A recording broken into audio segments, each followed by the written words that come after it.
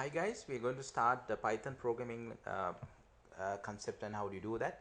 So let's start quickly Python programming and what is it. First of all, let's go quickly and find out what is Python. Before that, let's see who has created this Python programming. It was created by a person called Guido van Rossum, who was a Dutch person, a Dutch human being. It was released in 1991, and now it's the most popular programming language among most of the software developers and used for a variety of reasons, a variety of development in the moment. So if you go back and see what Python actually, Python used to create web application. You can write codes to website, example like HTML and PHP. We use PHP language to develop backend of or server side scripting of a website. So same thing can be done using Python. That's something miracle.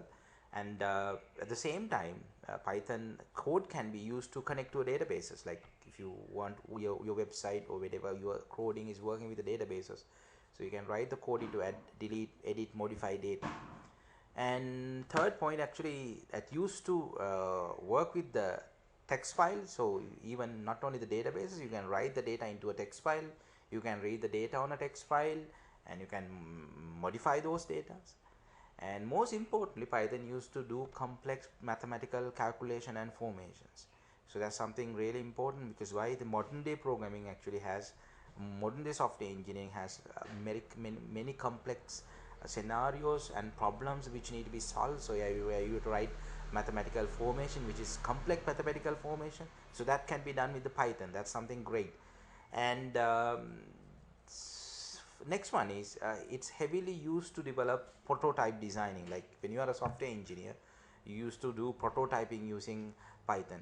So let me find out what is this prototyping. Prototype means actually you creating a model or a dummy for a software or a system, so that even that can be developed through Python.